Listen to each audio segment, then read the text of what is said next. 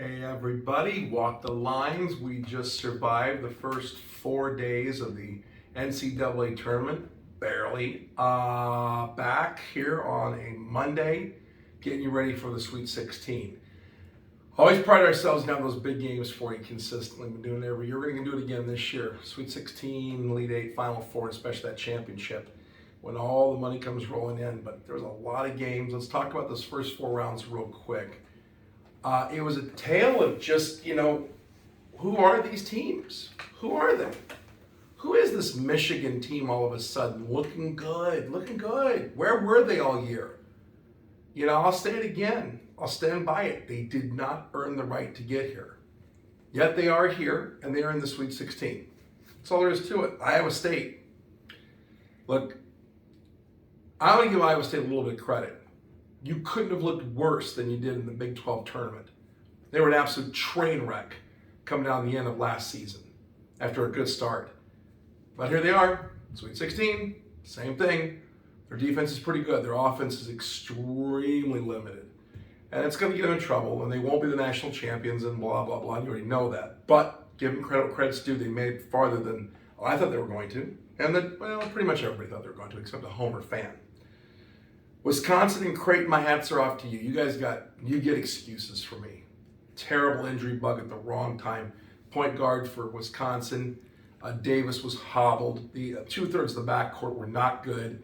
One guy was completely out for over half the game, it looked like to me. So I think you got to give Wisconsin a bit of a pass and don't call them a choke or whatever, because if Davis was healthy, they don't lose their point guard. They beat Iowa State, they almost beat them anyway, and they move on. Creighton for sure. Big goes out, that really nice guard goes out, and they gave Kansas all they could handle, and those two didn't even touch the floor. If they are in there, Bill Self and the Jayhawks are dispatched back to Lawrence, Kansas, gone in the second round. No question about it. And as you know, I got them going to the Final Four, so it's hard for me to say it's just a fact. It's the way it is. St. Peter's. Been hearing about them off and on all year from my small school bettors. Incredible. Sweet 16, Murray State, check. Kentucky, check. Oral Roberts last year and Florida Gulf Coast, Dunk City, 2013. This is the third time. It's third time a charm. We're going to see a 15 actually get through to the Elite 8. Probably not. But at the same time, you have to like what they did here. The school's only got one street, I heard. The gym I saw those kids in going crazy, smaller than a lot of high school gyms. And here they are nonetheless. Did they come back a conquering hero? They did. And that's what really gets a lot of them in trouble. Playing over their heads, they're playing good, and then they go home for 2 or 3 days, and they are, everybody's come to them telling them what a great job you've done. They should. Then they go back flat and get smoked in the Sweet 16 game, or just get beaten. Maybe have a good half but can't keep up. And that's what happens to all of them. That's probably what's going to happen to St. Pete too, as far as winning or losing the game. You can only celebrate winning so long before you lose the next time, guaranteed. And that's what they're heading to. Unless they go home, get it out of their system the night they get back, and get right back to business knowing nobody thinks anything of them anyway. Guess what, St. Pete? You don't beat Purdue, no one cares. That's reality you're going to learn a lot about in life. You're going to learn it right now. Don't talk about Oral Roberts anymore. I'm talking about Florida Gulf Coast. Now, once we bring it up, you remember Dunk City? Nobody cares. You get to the Elite 8, you just tore the roof off this whole thing. See if you can do it. Let's get to the games. Oh, and I will say one thing, my two cents with the committee. As far as Iowa goes, have some consistency. Could you guys try that out for once? You guys have a hard job with the selection committee. It's not an easy job. But if you're going to tell me that the Big Ten deserved 9 teams in the conference, from the conference in the dance, 9, you made it clear that the Big Ten is the best conference top to bottom. That's what it says clearly. It's not debatable. The numbers speak loudly as to what you think, how high a regards you put the Big Ten compared to everybody else. Yet when Iowa, with a good record, wins the Big Ten tournament, you give them a 5 seed. A 5 seed? And on top of that, they're the last game played on Sunday. Now they're like one of the first 4 or 5 games played on Thursday. And then If that's not enough, they have to go halfway across the country to do it. Ohio State, 7th seed, goes right down the road to Pittsburgh. Iowa State, 11th seed, goes over to Milwaukee. I'm looking at this, I'm like, how do you come up with this? The Big Ten, this is a message for you. Have your conference championship on Saturday like most of the other teams. Look, Richmond played on Sunday too. Guess what? That game was a rock fight. It was awful. Iowa couldn't have played worse. And Richmond still barely got by because they didn't play good either. The only thing was Richmond was the 12th seed, so if they win by one, that's all the better they have to play. It was a terrible game. Stop putting these kids in these positions to have these bad games. You say, oh, they're young. I don't hear it. Play 4 games in 4 days and travel to Buffalo the next week, see how you do. Especially Keegan Murray, who's everybody's down on right now, who's out there for 75 to 80% of all those games, even though Iowa plays deep. And you can tell, they couldn't go to their start because he was as worn out as the rest of them. All right. Sweet 16. Thursday and Friday, we got 4 games on Thursday, 4 games on Friday. Let's get to them. This is strictly off the handicap. By the way, to recap what I did too, just awful Thursday morning. It was an absolute bloodbath. Did a little bit better Thursday night. Friday morning, rough. Friday night, not so good. Saturday night, second round, scorched it. Absolutely scorched it. Needed to, but did it. And then Sunday, our handicap went 6-2. 6-2 in 8 games on Sunday. So let's get going with this right now. Sweet 16. And by the way, on that 6-2, I, like an idiot, tired and worn out, put some of them in parlays and didn't come out with anything. Yeah, that's right. I went 6-2 ATS. It came out of the points bet with nothing. Parlays. The death of all bettors. Arkansas +9 against Gonzaga is what we're taking. Why? Well, first of all, Gonzaga, you, like all the rest of them, are suspect. Thank you for giving me my over.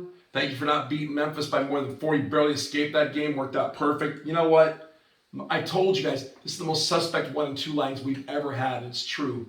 Baylor, Kentucky. Zaga should be gone already. Auburn, gone. Bruce Pearl, do you know how to run an offense at all? Dude, I love maybe some Bruce Pearl. He used to be one of the great recruiters for the Iowa Hawkeyes. But my goodness, what was going on the last 8 minutes of that game? Did they even run an offense against Miami when they're down? Did just go down there and just hope? It was embarrassing, Bruce.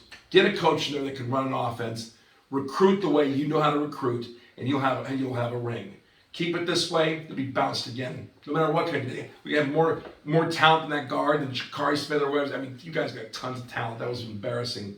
But again, they're not the only ones. Yeah, the one and done. These guys haven't stayed together a long time. That goes for all of them. Arizona almost got knocked off. We called TCU +10.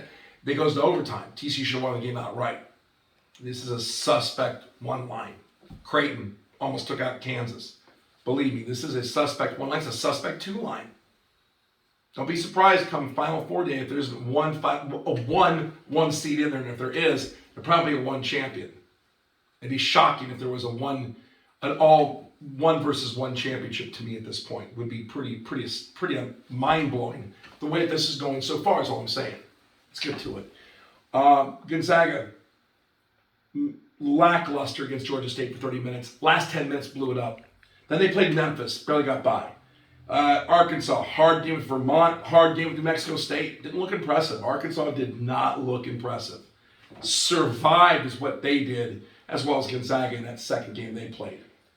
But when 2 teams are surviving, Arkansas is very similar to the team that Memphis is. They're a little bit different. Memphis is a little bit more in the fast break, a little bit less in the guard court. Arkansas is a little bit more of that, a little bit less in the fast break. And of course, against a team like Mexico State, it was just a rock fight. But we're taking the Sawhawks +9. Zaga does have the ability to actually get off into a run and get up on these guys a lot. This could be a scary game because Zaga could be up by 20 on Arkansas at any given point. That's the way that these teams play and are structured. But I think Arkansas is going to play the best game they played. They have not looked good twice. I think they're going to look good once. And that's going to be enough for almost 10 points. Should get us through. That game is at 6:09. On Thursday, in the West, in the South, Michigan playing Nova. Those underachieving Michigan Wolverines showing up and playing ball now. Going strictly by the handicap, people. I am not going by anything I think. I'm going by the math. Did the math on Sunday. Doing the math now. That's what I'm giving you. Strictly on the handicap. Michigan +5 is what we're taking against Nova. Nova struggled with Ohio State. I think if Young had stayed in there, I can't believe I'm saying this. That game probably goes to OT or Ohio State wins. And I had Nova. Young was out for the last several minutes with yet another concussion. How does a basketball player have 3 concussions? They said he had 3 before this, so 4? I don't know what's up with him. He's a good player. Was he into fights? Was he into something else? I don't know. Hey, 4 concussions, 1 concussion in basketball, not 4. I don't know what's going on with that guy. But he's good. Young's good. When Young came out, you could see they weren't able to do it. They were coming back too. That concerns me about Nova. Michigan is long enough. And they're playing well finally. 17-14. They were so unimpressive this year. But man, right now they're playing good. But the handicap does say take 5. We're taking it. And Michigan. That's in the South region. 6:29 on Thursday. Game 3 that night on Thursday. Back in the West, Texas Tech. -1 against Duke. That should show you something right there. The lines makers are saying that Texas Tech is a favorite against Duke. A lot of you guys out there right now are going to be like, I don't know. Because, yeah, that's that old thing that you just see Duke and you just think, okay. I tend to believe them. I had Texas Tech going to the Final Four. So I'm not going to argue with it. We're taking the Red Raiders -1. A lot of times, though, with -1 spreads, it's really a pick 'em. It doesn't hurt you to go ahead and just take the money line. You're not saving a lot of money or effort by even laying the 1. And here's what I mean. If this is really that close, if the line is really -1, if that's what it's supposed to be, then 1 might get you. I mean, you know what I mean? It could be a push. It could be a situation where you lose by 1. And of course you lost anyway. But let's say you won the game by 1 point. Half your ticket's gone. Parlay, it's at least half. I think it's the same way with others. A little more maybe. A little less, depending on where you're at in the juice. But we're taking the Red Raiders, 8:39 on Thursday in the Western region. And our 4th game, another scary one, Houston and Arizona. I had Houston running through most of this bracket. Arizona is a team that did something pretty cool last night. They found a way to win against a good half-court team. Congratulations to Arizona for that, and they're repping our former boy from Iowa, the late great Lute Olson. So I give Arizona a lot of love for that, a lot of credit down there in Tucson. The fact of the matter is, Houston is a better version of TCU. They're a better TCU. And you went to overtime at TCU, which we pretty much predicted, and we did call them +10. You're not going to beat Houston. Now, I will say this as a caveat to that. Houston, you forgot that you're a scramble team. You're a rough team. You're an outwork them team. You are not an up and down baseline to baseline team. Transition for 40 minutes. You forgot that against Memphis and got annihilated. Don't forget that against Arizona, because Arizona will annihilate you. They will get up on you and you will never come back if you just try to run with them. And I think Calvin Sampson knows that. So what we're going to do is we're taking Houston on the handicap +2 points. That is on in the South region at 8:59. South region 8:59 this coming Thursday. Let's get to the last 3 games here because I'm not doing one of them. I'll tell you why. St. Peter's +12.5 in Purdue. I believe Purdue might win this game. I think Purdue probably will win this game. I don't know how St. Peter's handles the 2 bigs, but then again, there have been other teams that couldn't handle the 2 bigs either, and Purdue finds a way to lose or come close to losing. So this is nothing new to them. They, like Michigan, have been sort of an underachiever this year, but there's so much talent on that Purdue team. They have a gaudier number when it comes to record. St. Peter's, again, do you celebrate for 3 days at home and then go out there and just get smoked? Probably. You're probably partying right now and you're just like, whoa, we got to play more games. If that's St. Pete, they're going to get smoked. But if not, if you're over it by tonight, like over it, they can play with Purdue. So the handicap says the math says take 12.5. We might up that to even 13 and make it a flat 13. We'll spend a little juice to do that. There's a lot of people who don't like doing that. I couldn't care less. I do a half a point every now and then. I think it might make a difference. I don't do it a lot in basketball because basketball half points, so many points are involved. I get why people don't do it, but I think I might do it on that, but I haven't decided yet. But either way, the points in St. Peter's is what the math says to do. We're going to pass on Providence and Kansas. The handicap put me right at the line. There is a thing we have seen where we say Lemonade State's supposed to be -3. Then Lemonade State, when we look at the line, it's -3. When it's exactly the same or on the total exactly the same, we stay off. There's no line value on that at all. On the other hand, we've also seen here in the latter part of the season, teams that were lined exactly covered easily. Why is that? That makes no sense. Not once, not twice, 3 times, 4 or 5 times. That makes no sense, but that's what was going on. And that's throwing me off a little bit with this. Now, this was 0.2 of a point under the 7, but that's as close to rounding up. You definitely round up at 9. And we're going to leave Providence and Kansas alone. We're not going to give you a pick on that. You know I got Kansas going to the Final Four, so you know who I'm picking to win the game. But that's not by the -7. And again, if Kansas blows out Providence, there's another example of that not making sense but happening. In the Midwest region, 8:39 on Friday, Miami Hurricanes and Iowa State, two vastly different teams.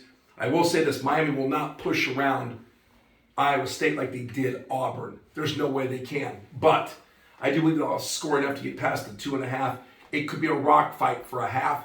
If Miami gets frustrated and tries to speed up and go crazy, they'll just look stupid. Iowa State is a mud puddle. How you take a truck through a mud puddle? Low gear, and you crawl out. You crawl out.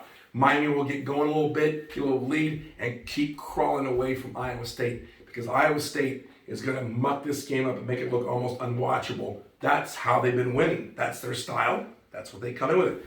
Dick Bennett did the same thing, but in a different style back in the day. 4 corners. Right around that shot clock coming in. You remember. Some of you do. That is 8:39. We're taking the Canes minus the 2.5. You might want to even look at the under, but we're sticking with the 2.5. And that's actually, let me correct something here too. Miami and Iowa State is actually the late game. That's at 8:59. At 8:39 is the third game. North Carolina and UCLA. UCLA, they have been doing right now what they did last year. Sliding through. We're not here. I know we're not on the list. I'm just grabbing one thing over here. Sliding to another room. I'm in the party now. Well, you don't see me.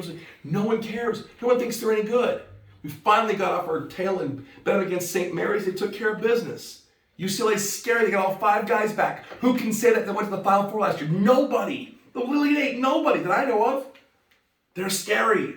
But they got a big injury. Now, I haven't heard, because you know those college injury reports are horrific. They're unreliable. Rolled his ankle. If big man comes out and can't play, North Carolina's winning this game. UCLA can't win without him. But if he can play and he's healthy, if it's just a roll, they get rid of the swelling by Wednesday, he can move around on it, do some running, and then by Friday, look good, UCLA can win this game. But the line, the math says North Carolina should be getting 2 because they should be -2. It's UCLA instead, it's -2. We're taking the Heels plus 2 points in that game, and we're going to sweat it out probably.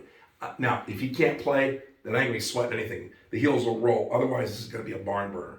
So real quick again, Arkansas +9, Michigan +5, Texas Tech +1, Houston +2, St. Pete's +13, Miami Hurricanes -2, 2.5 right there, and North Carolina +2. For the Cats, for JLM, did such a great job for us tonight. And all of you, follow us at Walkline Sports. Sweet 16 time, walk the lines. Let's get this money.